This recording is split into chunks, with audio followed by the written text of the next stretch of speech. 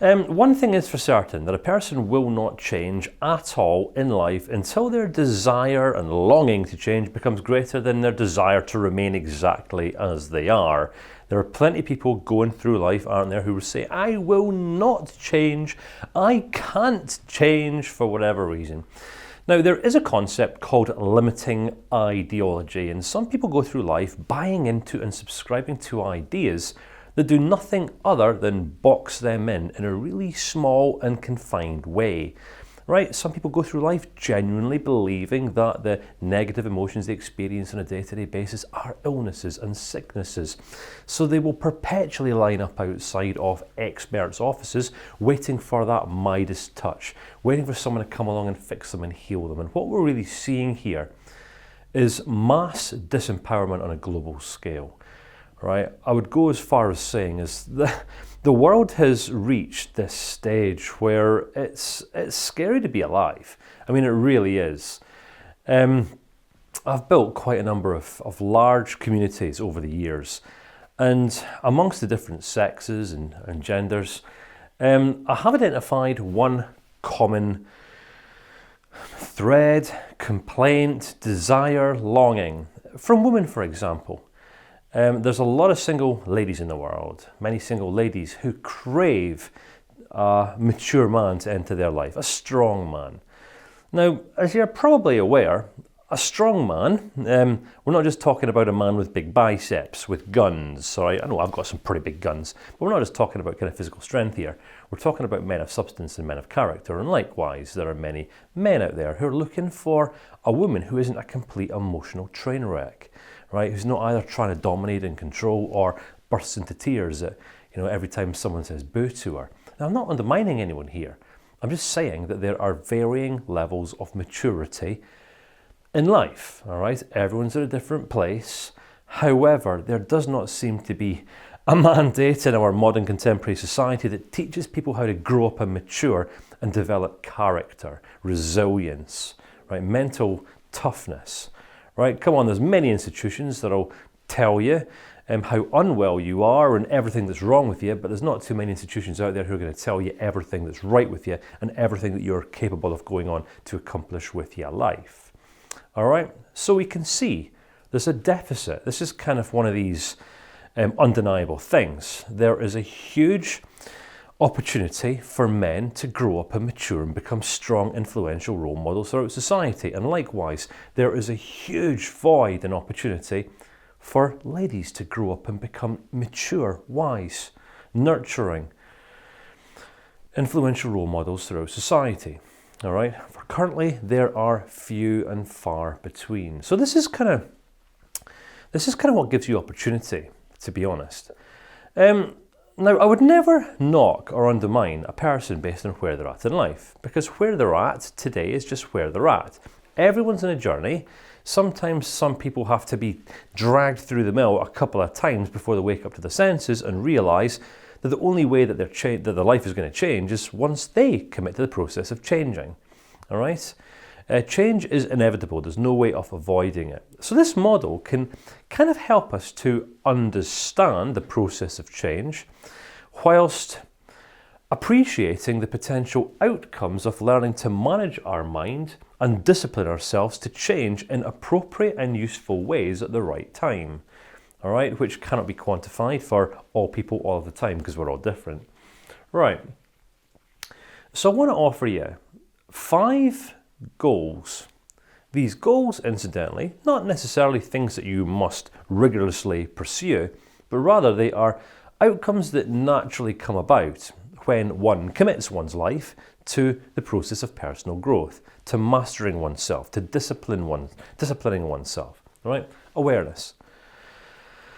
Self-awareness is talked about in many circles. There's 1,000,001 blog articles all over Google about self-awareness, and some people talk about self-awareness as, as being aware of your surroundings and be aware of the scent and being aware of the moment and being aware of the taste of a chip when you put it in your mouth and all that kind of low-level stuff. And that's not really what we're talking about here.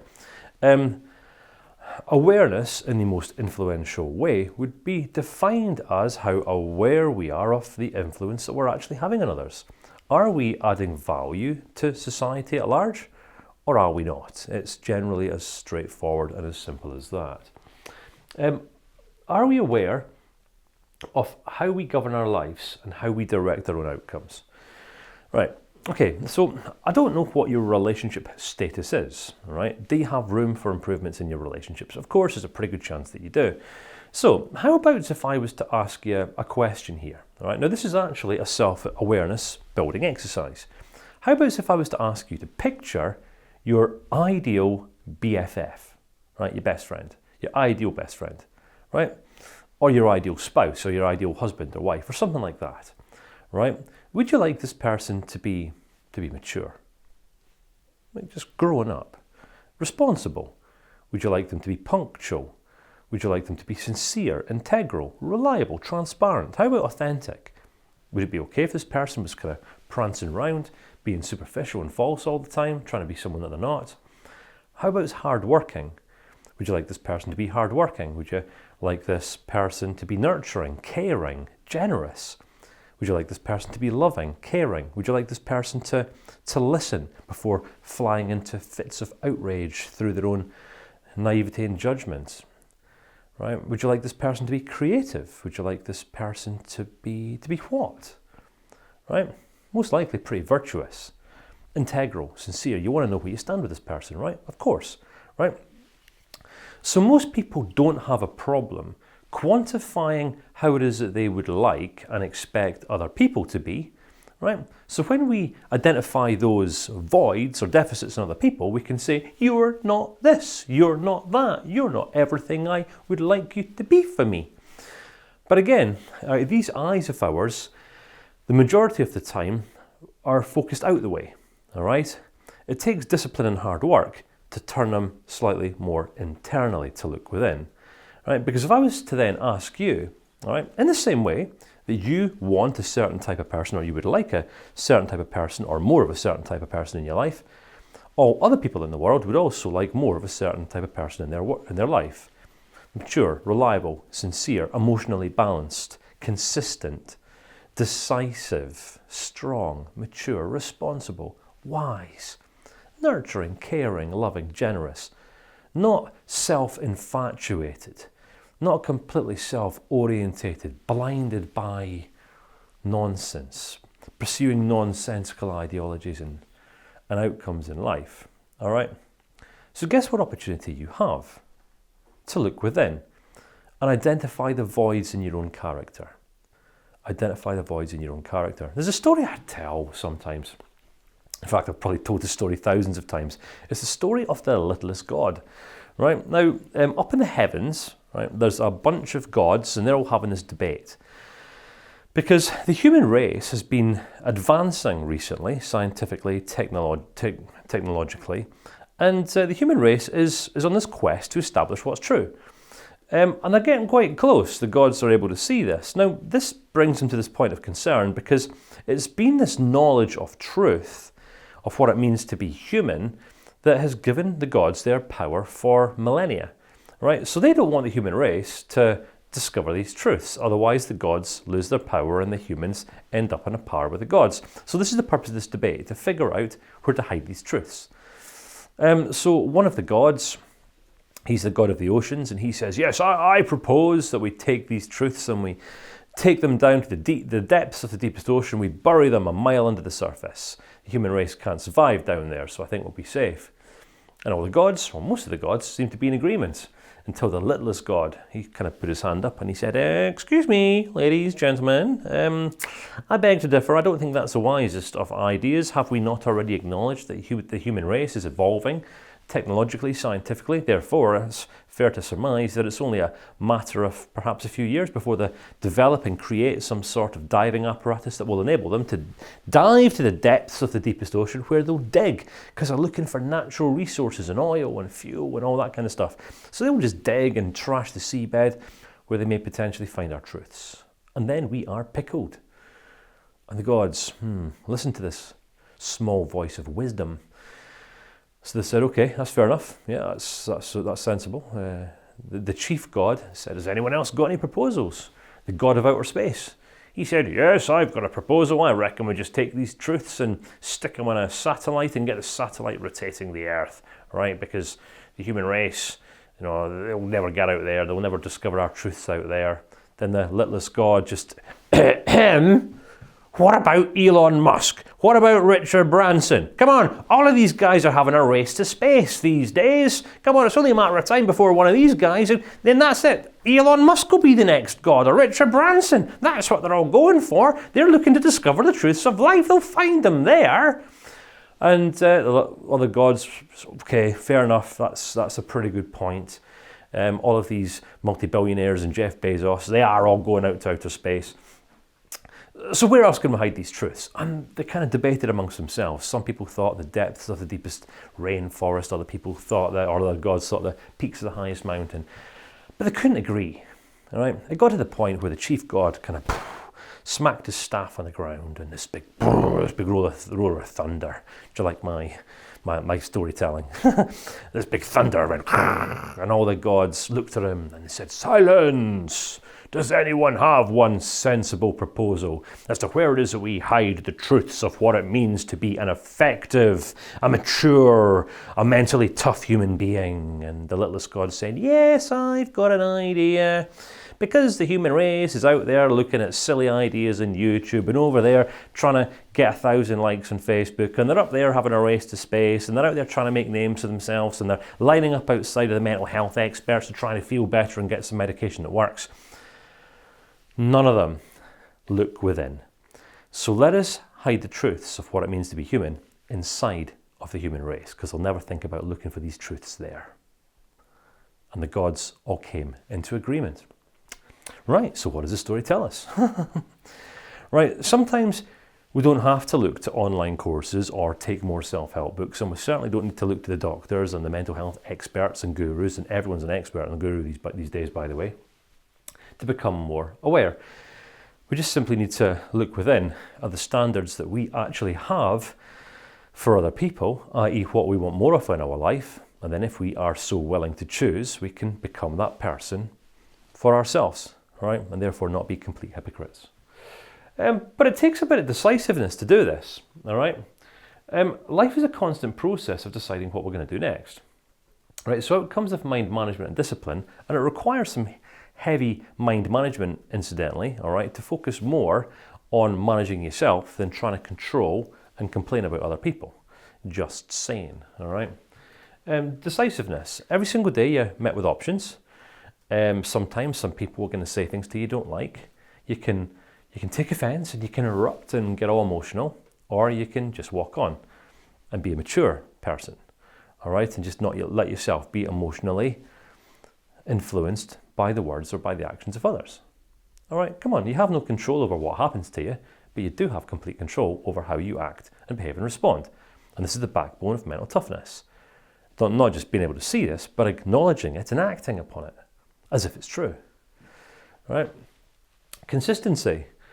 Consistency is a quality of behavior which doesn't vary greatly over time. All right?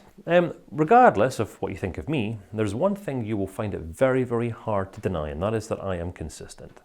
All right? I am consistent in my work pursuits. I'm consistent in my marriage. I am consistent in my relational pursuits, my relationships, my financial management, the standards that I live my life by. I'm quite a disciplined man. I'm a very disciplined man. I like order and structure and cleanliness. And I picked all this up back in the military many years ago. Didn't quite appreciate all of these things' value probably until my late 20s. So I've integrated some standards into my life consistently. When I go to work, right, if I'm in creative mode, I consistently give my all and do my best. When interacting with people, I consistently turn on, I don't tune out, and I listen to what people say to me to understand what they're trying to say to me, because I understand that all human beings are not perfect communicators. Therefore, sometimes some people do not say what they mean to say. Therefore, if I assume that I know what people are meaning to say when they say what they say, that just kind of deems me a judge, that judgmental person. And I certainly don't want to be seen as or found to be a judgmental person, for that would make me a hypocrite. All right? So I must strive and work hard to be consistent in my life. but it's an outcome of mind management. It's an outcome of discipline. Character, right? I'm not talking about donning your red nose, your clown suit, your wig, and prancing around in a pair of shiny hot pants. All right, you get some right characters out there, but that's not the kind of character that I'm talking about. Krusty the Clown's a character. No, I'm talking about virtue, about growing in virtue. I'm talking about becoming integral. I'm talking about becoming sincere. I'm talking about becoming responsible. I'm talking about, becoming generous with wisdom. I'm talking about becoming wise.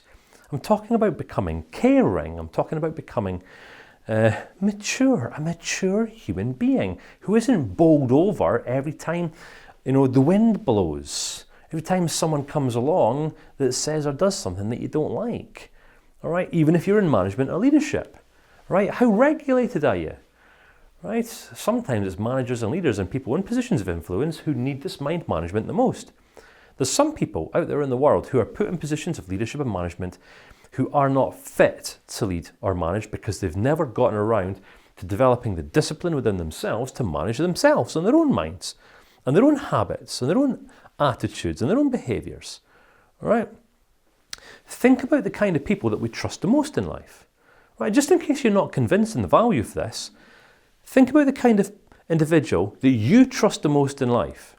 Do you trust those people the most who are happy and joyous one day, depressed and sad the next? Next day they're livid and they're angry, and then the next minute they're going in one direction, they want to become a baker, then the day after that they're pursuing something else, they want to go in a different direction. And there's some people you just don't know where you stand with, right?